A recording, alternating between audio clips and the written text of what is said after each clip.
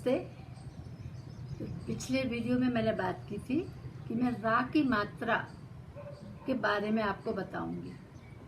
तो सबसे पहले तो शीर्षक से ही हमें समझाना है कि रा की मात्रा नहीं होती, क्योंकि आप अच्छी तरह से जानते हैं कि मात्रा होती है स्वरों की।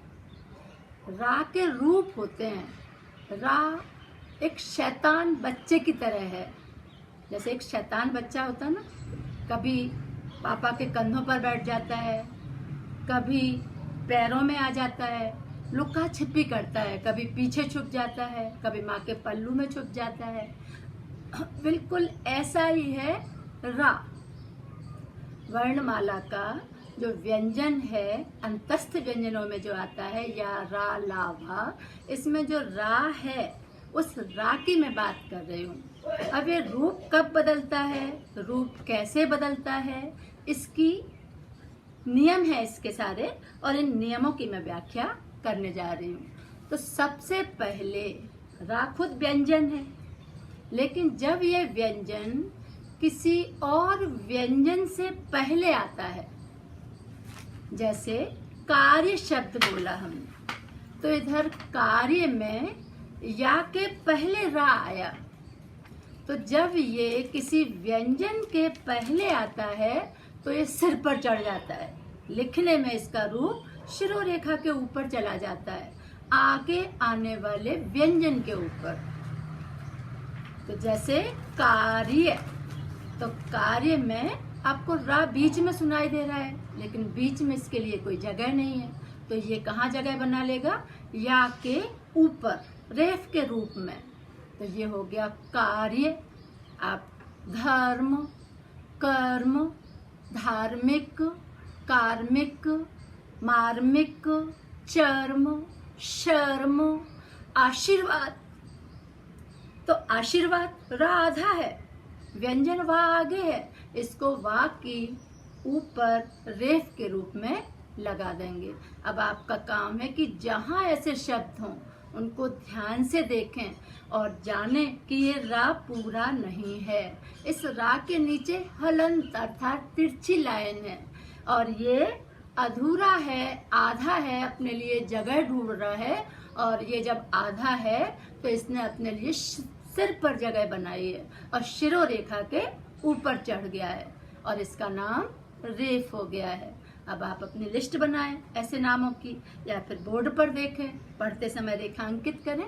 तो ये था पहला नियम कि किसी व्यंजन से पहले रा आया। अब दूसरा नियम है कि व्यंजन के बाद रा आए। ध्यान रखना, रा खुद व्यंजन है। अब व्यंजन के बाद जब रा आए तो वो सिर पर नहीं जाएगा, शिरोरेखा के ऊपर नहीं जाएगा, शैतान बच्चे की तरह पैरों में आ जाएगा। और पैरों में आने वाले रा का नाम है पदेन रा। पदेन मतलब पद माने पैर। पैरों में रा कब आता है, कैसे आता है, ये हमें देखना है। तो अगर व्यंजन आधा है और रा पूरा है, हमने पहले उदाहरण दिया था कार्य, और अब आप कार्य के बाद ले लें क्रम। क्रम में का आधा है और रा पूरा है, और जब रा पूरा होगा तो ये का के पैरों में आ जाएगा। आप देखें, क्रम क, फिर रा, दोनों के नीचे हलंत है क्योंकि दोनों आधे हैं अभी। फिर रा के बाद आ की मात्रा रा में है, और फिर म, फिर आ। वर्ण विच्छेद इसी को कहते हैं आप, कि ध्वनि को पूरी तरह वर्णों को तोड़ दिया जाए, अंतिम इकाई तक तोड़ दिया जाए, उसी को हम वर्ण विच्छेद कहते हैं। वर्ण विच्छेद पर हम अलग से विस्तार से प्रकाश डालेंगे, पर इधर इतना ही समझ लें कि जब का आधा है, रा पूरा है, क्रम, तो इधर पैरों में आ जाएगा। अब ऐसे शब्द देखें आप, प्रकाश, नम्रता, इसमें माँ में आ गया। तो ये आपको ध्यान रखना है कि जब पैरों में होगा तो वो रा पूरा होगा, और जब सिर पर होगा तो वो रा आधा है।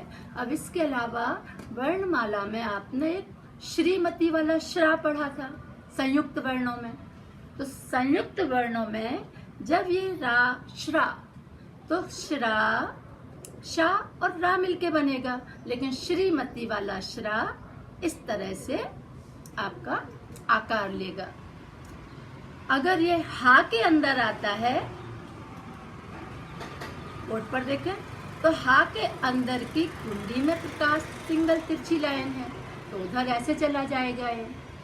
तो आपको ध्यान रखना है कि किन वर्णों के अंदर रा किस तरह फिट बैठता है, कैसे इसको लगाया जाता है। तो इधर बात है वर्णमाला के कुछ गोलाकार व्यंजनों के लिए। गोलाकार व्यंजन कौन है? टा, ठा, डा, ढा। अब इसमें रा कहाँ लगाया जाए? आपने शब्द देखे होंगे, ज्यादातर अंग्रेजी के शब्द देखे कि ट्रक लिखना है हमें, तो इसमें आपने देखा ऐसा तिरछी लाइन, दो उल्टा वी बोल सकते हैं आप इसे, या फिर आप हंस पर, हंस के पैरों जैसा, और या इसका नाम आपने त्रुटिपूरक चिन्ह में देखा हो। जब कोई गलती कर देते हैं तो हम तुरंत ऐसा चिन्ह लगाते हैं और आगे बढ़ते हैं और शब्द को फिट कर देते हैं। तो ऐसा रूप ले लेता है ये गोलाकार वर्णों के नीचे। तो आप ट्रक देखेंगे, इसमें वी उल्टा ऐसा। ड्रम, हिंदी का एक उष्ट्र टा के नीचे लगा हुआ है। राष्ट्र टा के नीचे लगा हुआ है। ड्रेस डा के नीचे लगा हुआ है। तो ये आपको देखना है कि जितने गोलाकार शब्द होंगे उसमें ये उल्टे वी के रूप में दिखेगा। लेकिन इधर एक शब्द ऐसा भी है दा, जिसमें पहले से ही एक पूंछ निकली हुई है। अब इसको कहाँ बैठाएं? तो ये दूसरी पूंछ का काम करता है। आप शब्द देखें, द्रव्य, द्रवित, द्रविण, तो ये इधर दा में इस तरह लगता है। अब बात है कि जब रा व्यंजन में ऊ की मात्रा लगती है तो ये किस तरह की दिखाई देती है, क्योंकि हम जानते हैं कि का में जब ऊ की लगी तो कु बन गया, सा में ऊ की लगी तो सु बन गया, लेकिन जब रा में ऊ की लगी तो ये नीचे क्यों नहीं लगाई जाती है?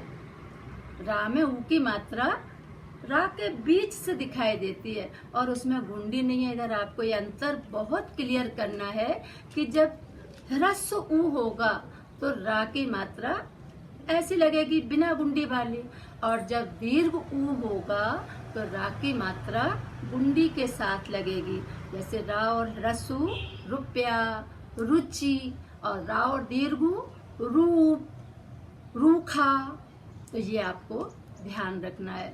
अब एक अंतिम बात, रा में जब ऋषि की मात्रा, ऋषि, रिरी, ऋषि वाला री स्वर है, आपको ध्यान रखना है। और ये जब व्यंजन के साथ लगती है मात्रा तो कैसा बनता है? जैसे अभी आपने क्रम बोला तो क्रम के पैरों में रा ऐसे लग गया था, लेकिन जब हम बोलें कृपा तो ये ऋषि की मात्रा ई जैसा सुनाई देगा और ये पैरों में ही आएगी, लेकिन अर्ध आधे अंग्रेजी के सी के रूप में बनेगा। तो ये उच्चारण भी ध्यान रखना। कृपा, जैसे बोला प्रकाश, वो रा की मात्रा है, लेकिन पृथ्वी इसमें ऋषि की मात्रा है। तो ये अंतर भी जानना है। जितना अच्छा आप पढ़ते समय शब्दों को देखोगे या अपनी शिक्षिका से उच्चारण के समय सुनोगे या अपनी शंकाओं को चैनल पर लिखोगे, टीचर से पूछोगे, उतने ही आपकी अवधारणाएं स्पष्ट होंगी। तो आपको ध्यान रखना, ह्रस्व अंदर लगा दी रा की मात्रा, और हृदय इसमें ऋषि की मात्रा है जो इस तरह से जाती है। मात्र केवल शब्द है, ता और रा जब मिलता है तो वो त्रिशूल वाला त्रा इस तरह का रूप ले लेता है। तो इन रूपों का ध्यान रखना है। रा कैसे एक शैतान बच्चे की तरह उछलता कूदता और नए नए रूप में आता है, अगर इस उदाहरण को आप ध्यान में रखोगे तो मुझे विश्वास है कि पूरी जीवन आप कभी रा के इन रूपों को भूलोगे नहीं। धन्यवाद। नमस्ते।